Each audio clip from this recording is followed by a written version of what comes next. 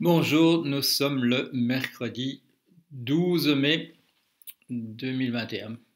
Le 12 mai, il ne faut pas que j'oublie tout à l'heure de me rendre pour la seconde piqûre, pour la deuxième injection du vaccin de la Covid-19. Et dans mon cas, c'est une deuxième injection du vaccin Pfizer qui, comme vous le savez, est un vaccin à ARN messager. Ce qui m'offre immédiatement ma transition vers le sujet d'aujourd'hui, qui est, que j'appellerai le transhumanisme, point d'interrogation, en parfaite santé, point d'exclamation. Ce qui me fait dire ça, c'est ma participation hier à un colloque où j'étais l'un des intervenants et qui s'appelait le septième rencontre franco-chinoise de l'ambassade de France en Chine, consacrée cette année au transhumanisme et à la médecine améliorative.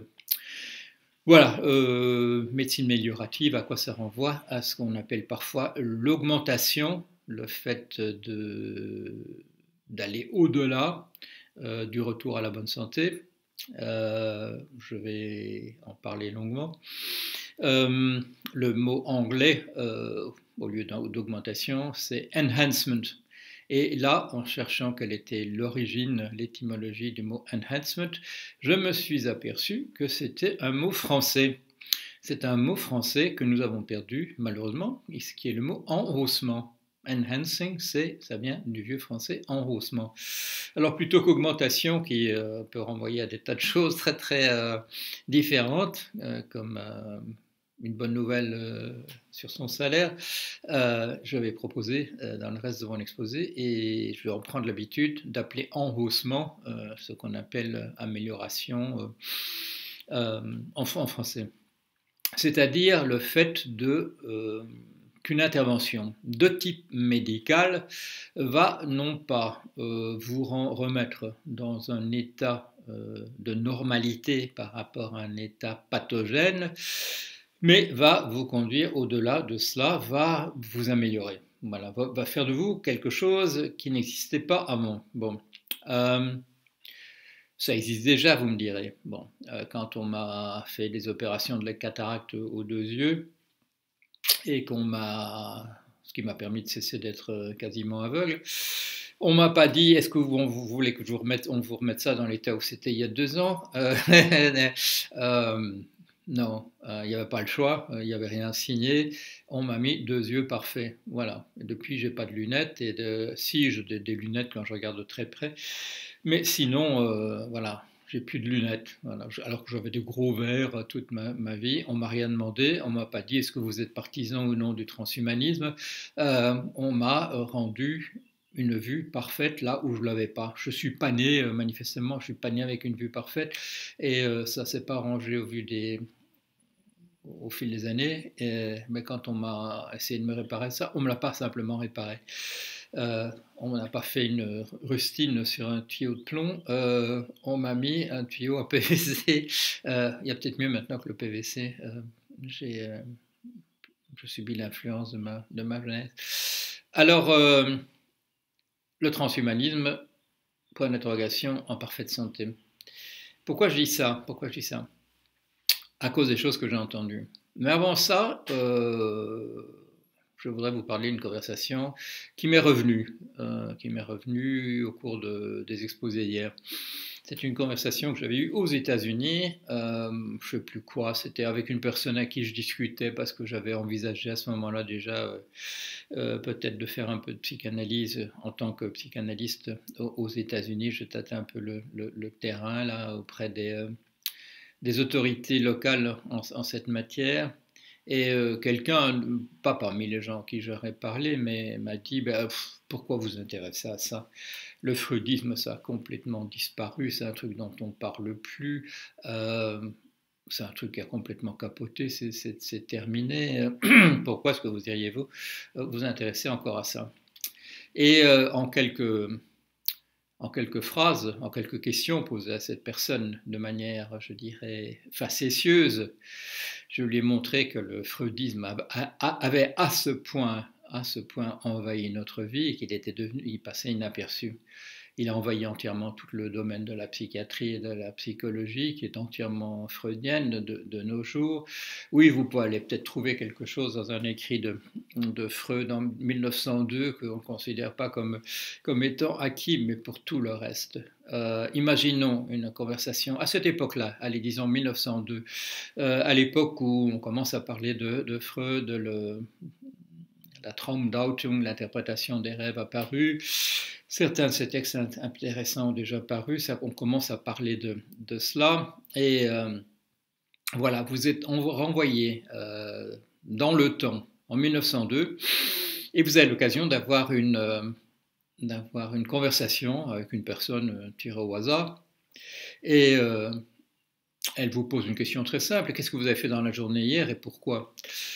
Et là, vous allez voir les cheveux se dresser sur la tête de cette personne qui est au courant de ce que prétend monsieur Freud, et ses cheveux dressés, elle s'écriera: ah, vous êtes entièrement converti à ce truc-là.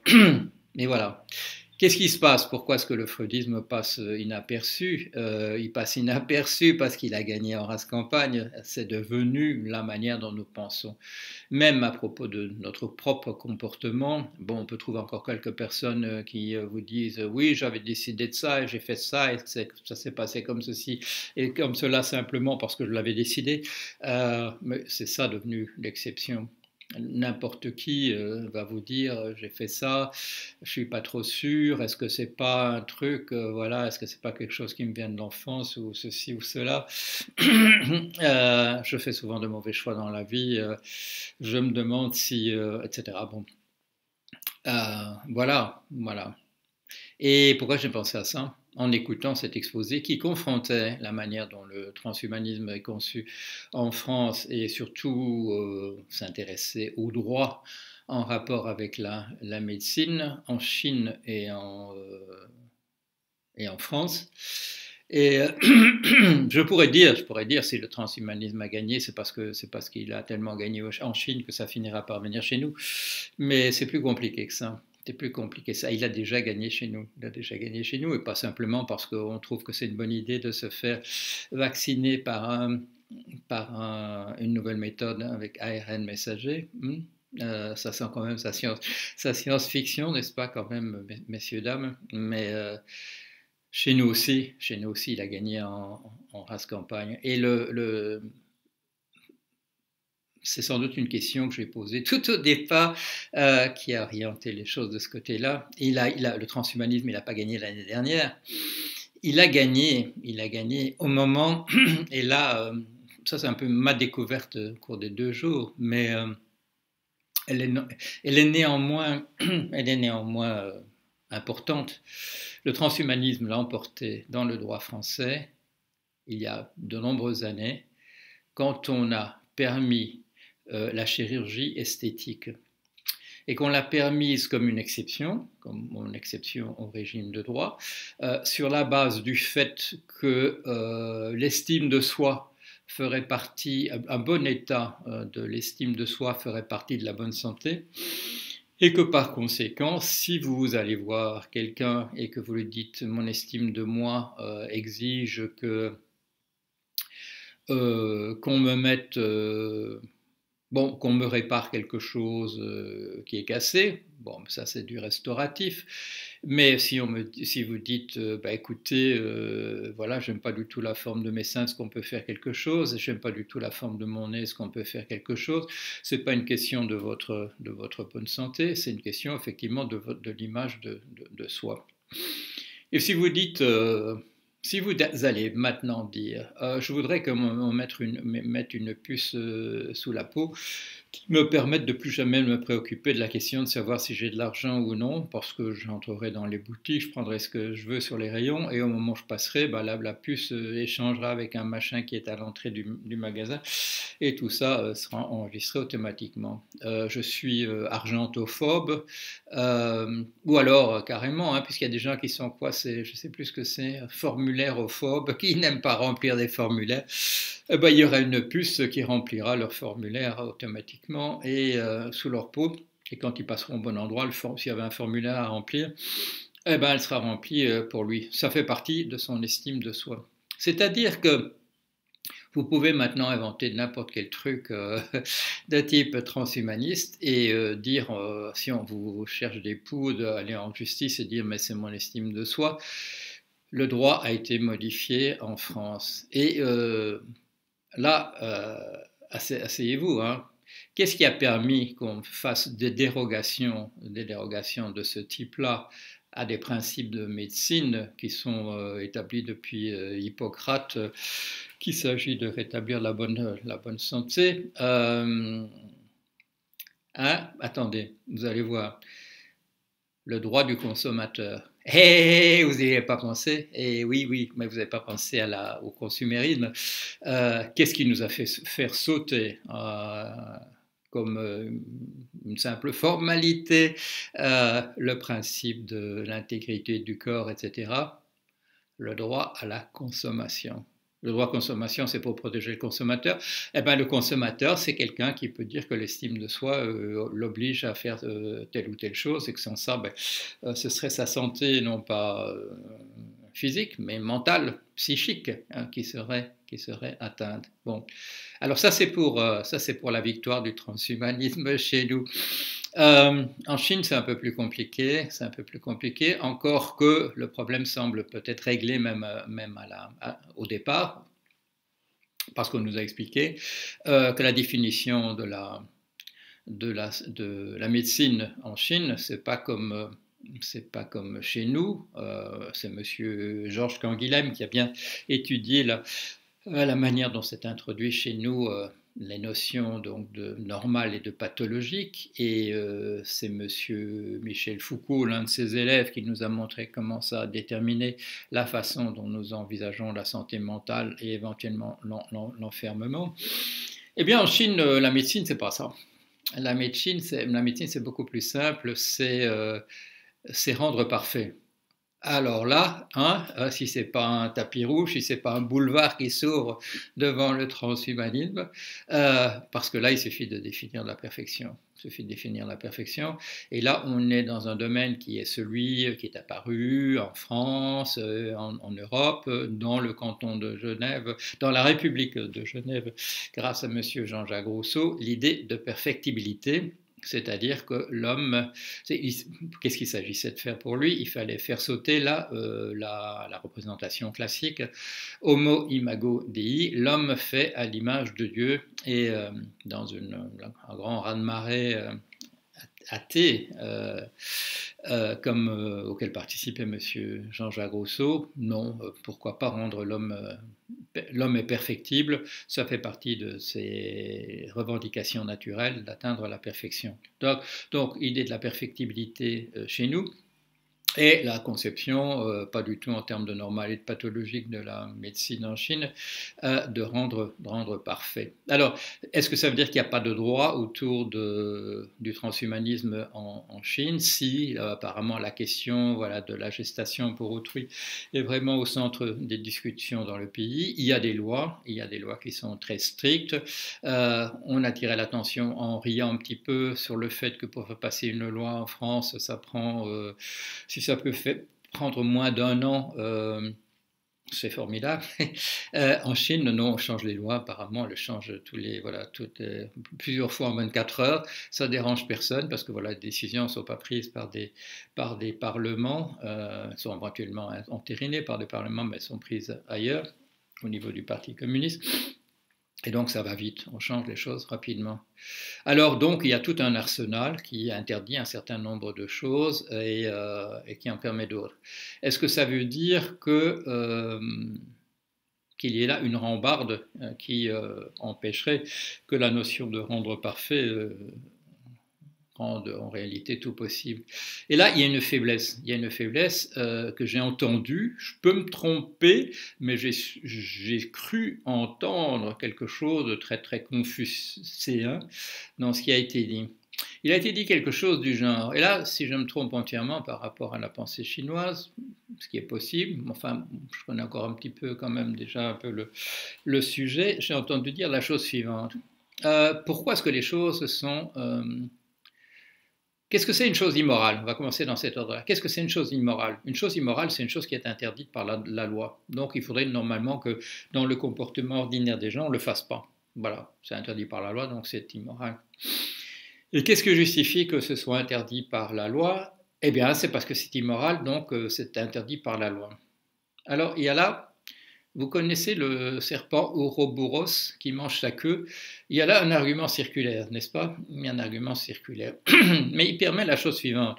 Il permet la chose suivante, c'est que si demain c'est plus interdit par la loi, automatiquement c'est plus immoral. Vous voyez ce que je veux dire? La question de savoir si il faudrait le rendre, l'interdire à nouveau parce que c'est immoral, elle tombe d'elle-même. C'est légal, donc c'est pas immoral. Voilà. Donc on peut pas faire un retour en arrière non plus. Hein, vous avez compris. À partir du moment où c'est autorisé, voilà. Alors, la question c'est de savoir pourquoi c'est pas autorisé.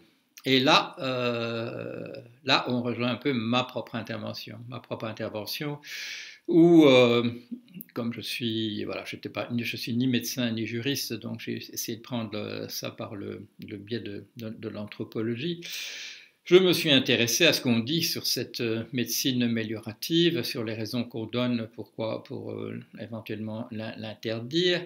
Je me suis intéressé à un cas qui s'est passé en Chine d'un médecin qui a justement modifié ce qu'on appelle la ligne germinale. Il a modifié des cellules qui sont celles qui déterminent ce qui va être transmis à la génération suivante parce qu'il voulait empêcher des embryons, et puis c'est devenu deux petites filles, qu'on appelle dans la littérature Nana et Lulu, bien que ce ne soit pas leur vrai nom, dont on a modifié le patrimoine génétique de telle manière qu'elles ne reçoivent pas ce qui aurait pu leur venir de leur père, qui est séropositif du sida.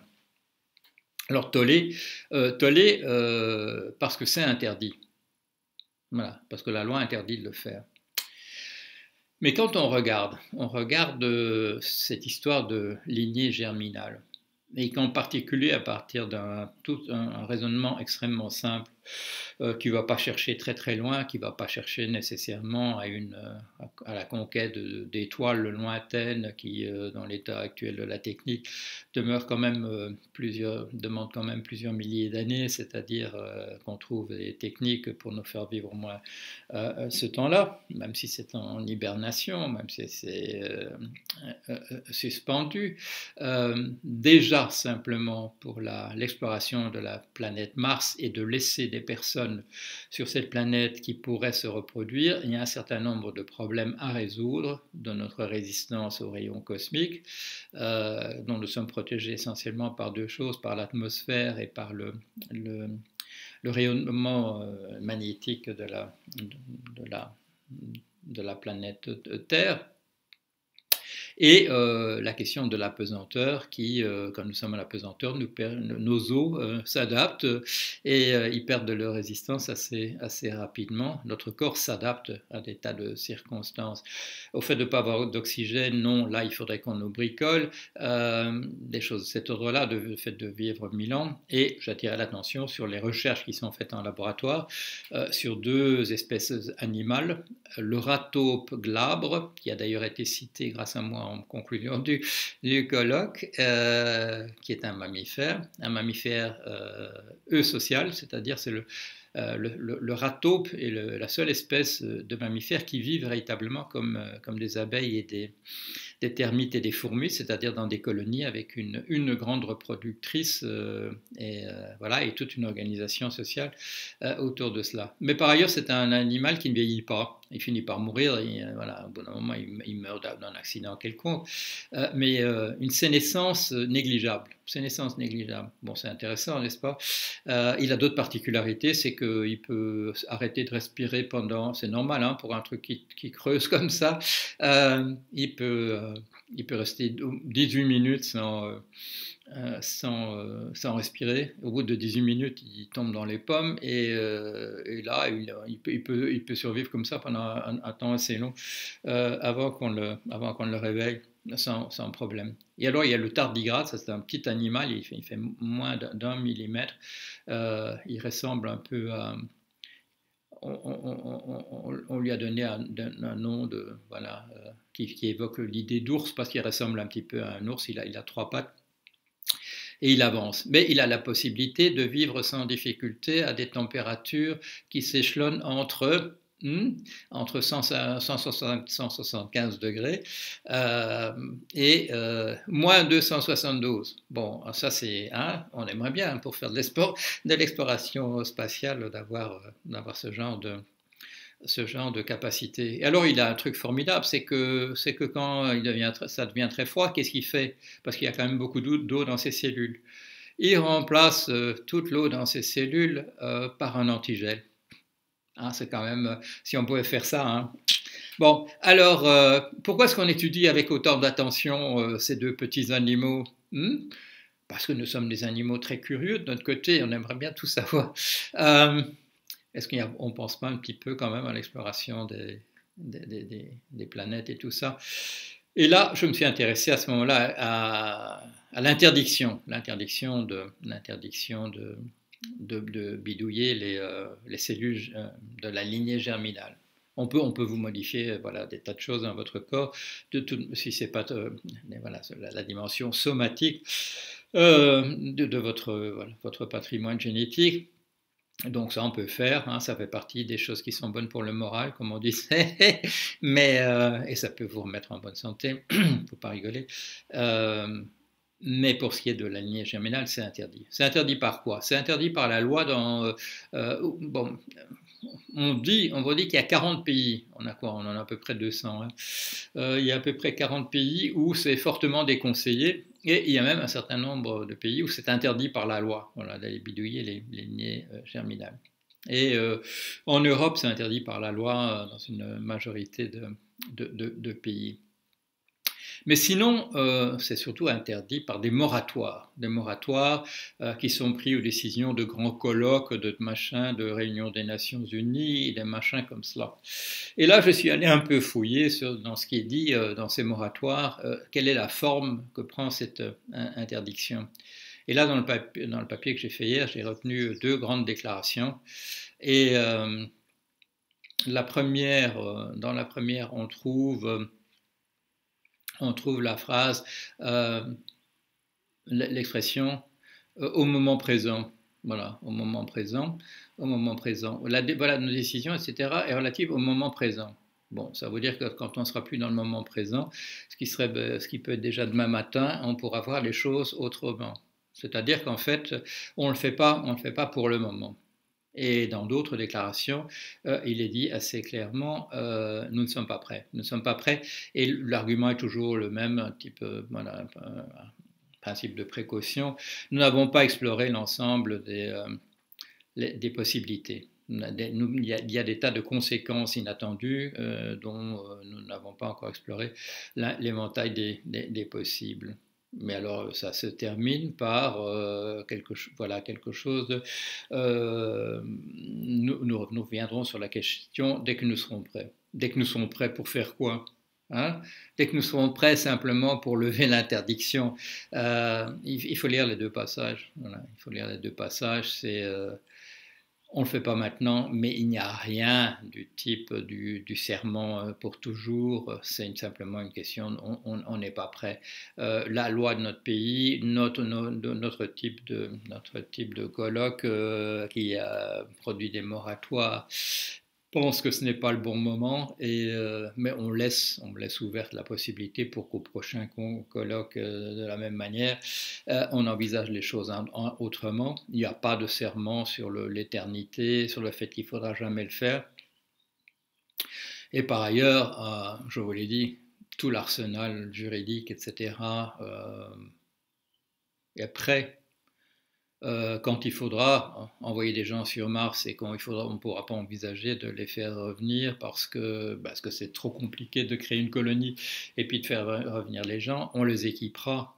On les équipera pour qu'aussi, non seulement eux, mais que s'ils ont des enfants là-bas, que ces enfants soient aussi protégés. Hein. À ce moment-là, comme je le dis dans mon papier, ce sera le moment d'ériger des statues au coin des rues à la gloire du docteur He Jiankou, il sera inscrit sur la plaque en dessous. C'est le médecin qui a donc bidouillé le génome de deux enfants pour les protéger contre le sida de leur père. Et je ne serais pas étonné que sur la plaque, on est inscrit martyr de l'obscurantisme. Voilà. Alors, est-ce que ça veut dire que je suis pour? Ça ne veut pas dire que je suis pour. Je suis anthropologue, c'est-à-dire que j'ai regardé comment fonctionnent les sociétés humaines et je connais un assez large éventail. Je sais ce que les gens font ici et là. Je connais l'espèce.